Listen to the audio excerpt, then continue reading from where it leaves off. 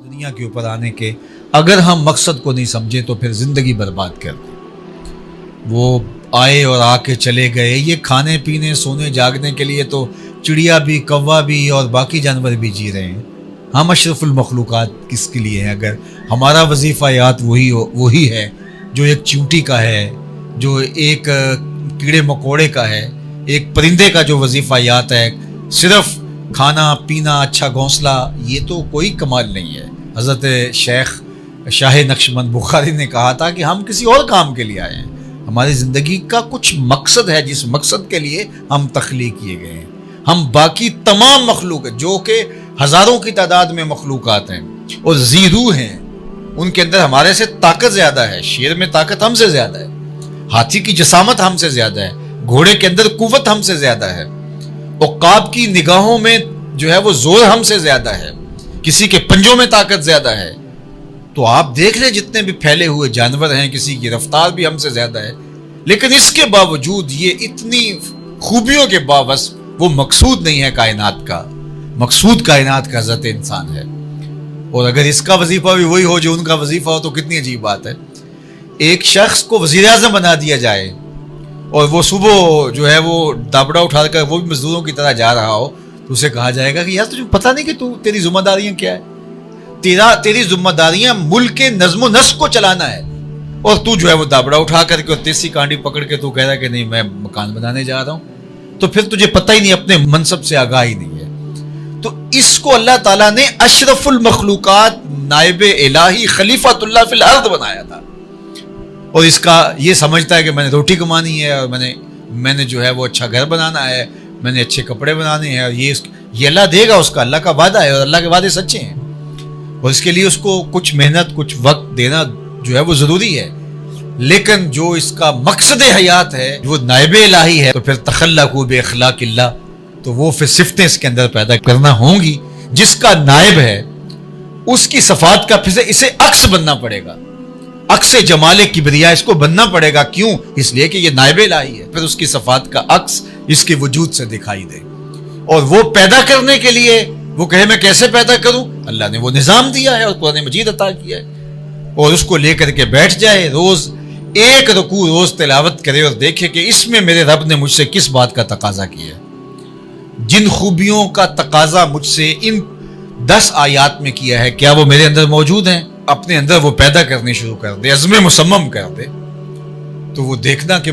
مہینوں اشروں کے اندر اس کی ذات کس طرح مکمل ہونا شروع ہو جائے گی، اور وہ واقعتاً اس مسند پہ آ جائے گا۔ لیکن اس کی طلب اس کو نہیں ہوگی، تو طلب کے بغیر تو ماں بھی بیٹے کو دودھ نہیں دیتی، جب بیٹا روتا ہے تو تب ماں کی چھاتی میں جوش آتا ہے۔ تو اللہ جل شانہ کی نیابت کوئی چھوٹا انعام ہے، کوئی چھوٹی بات ہے اس کی نیابت، لیکن ہماری ترجیحات ہی وہ نہیں ہوگی، ہماری خواہش تک وہ نہیں ہوگی، اور اس منصب کو حاصل کرنے کے لیے جو ایثار اور جو قربانی ہمیں دینا پڑے گی وہی نہیں ہوگی، ہماری سوچ اور فکر کی وہ بلندی تک نہیں ہوگی، تو پھر نتیجہ کیا ہوگا؟ پھر وہی ہوگا جو نتیجہ ہمارے سامنے ہے۔ اس لیے ہم اگر چاہیں کہ اللہ کی قربت حاصل کریں اور واقعتاً اس کے نائب بن کے دکھائیں، تو پھر یہ مربوط منظم نصاب ہے ہمارے پاس، اس کے مطابق اپنی زندگی کو ڈھال لیں، تو پھر جو ہے وہ کوئی وجہ نہیں ہے کہ یہ کتاب ہماری زندگیوں کو نہ بدل۔ یہ زندگیوں کے اندر ایسے حرارت اور بجلی بھر دیتی ہے، اور اس کتاب کے ساتھ ایسے اجالے ہوتے ہیں، اندر کی ظلمتیں مٹ جاتی ہیں، خیر اور نور کے چشمے پھوٹنے لگتے ہیں اندر سے، اور باطن جو ہے وہ اجالوں اور روشنیوں کا منبع و مصدر بن جاتا ہے اس کتاب کے ساتھ جڑنے سے۔ پھر خیر ہی خیر ہوتی ہے، اور پھر یہاں روشنیاں ہی روشنیاں پھوٹتی ہیں، پھر ایسا بندہ جہاں سے گزر جائے وہاں بھی روشنیاں پھیلنا شروع ہو جاتی ہے، وہاں بھی دودھ بٹنا شروع ہو جاتا ہے۔ تو میں اس لیے دعا کروں گا کہ اللہ تعالیٰ جل شانہ ہمیں اس کتاب کے ساتھ نہ صرف جڑنے بلکہ جڑے رہنے کی، اس کتاب کے ساتھ نہ صرف اعتقادی تعلق بلکہ اس کے ساتھ عملی ربط،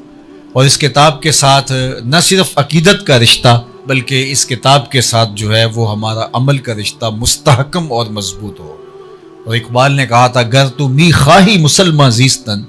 نیست ممکن جز بقرآن زیستن، اگر تو ایک مومنانہ زندگی کا تصور لیے ہوئے بیٹھا ہے اور چاہتا ہے کہ میں مومن بن کے جیوں اور جو شریعت نے مجھے میرے سے تقاضا کیا ہے، تو کہا قرآن کے بغیر تو پھر نہیں جی سکتا۔ تو یہ قرآن جو ہے وہ تیری زندگی کے ساتھ اس طرح جڑا ہوا ہے کہ تجھے ہر لحظہ، ہر لمحہ، ہر ساتھ تیری رہنمائی کرتا ہے اور تیری ضرورت کی مکمل کفیل ہے، اور کوئی بھی موقع زندگی کا ایسا نہیں ہے جس میں قرآن تجھے مکمل رہنمائی نہ فراہم کر رہا ہو۔ تو اس لیے مجھے اور آپ کو اس پاکیزہ کتاب کے ساتھ اپنے آپ کو جوڑنا ہوگا۔ زین العابدین کو ملنے گیا، یہ وہ زمانہ تھا کہ جب امام زین العابدین کے ہاتھوں میں ہتھ کڑیاں اور پاؤں میں زنجیریں ڈالی گئی تھی۔ دوبارہ جب عبد الملک کے زمانے میں، مروان کے زمانے میں تکلیفیں اٹھائی گئی اور ان کو اذیتیں پہنچائی گئی، تو کہا کہ امام زہری کہتے ہیں کہ میرے ضبط کے بندھن ٹوٹ گئے، مجھ سے برداشت نہ ہوا۔ جو ہی میں گیا اور دیکھا کہ ان کے ہاتھوں میں ہتھ کڑیاں ہیں اور پاؤں میں زنجیریں ہیں، تو میں بے ساختہ رو دیا۔ تو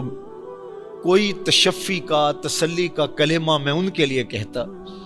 لیکن امام زین العابدین میری طرف دیکھ کر کے فرمانے لگے، زہری کیا ہوا؟ میں نے کہا حضرت آپ نے کربلا میں تھوڑے دکھ دیکھے تھے، یہ کچھ رہ گیا تھا کہ آپ کو اب بھی زنجیروں میں جکڑ دیا جا رہا ہے؟ تو فرمایا یہ زیادہ دیر نہیں رہیں گی، اور دوسرا فرمایا ہم اللہ کی تقدیر پہ راضی ہیں، اگر میں چاہوں تو یہ زنجیریں ٹوٹ جائیں، اور آپ نے جھٹکا دیا تو وہ زنجیریں ٹوٹ گئیں۔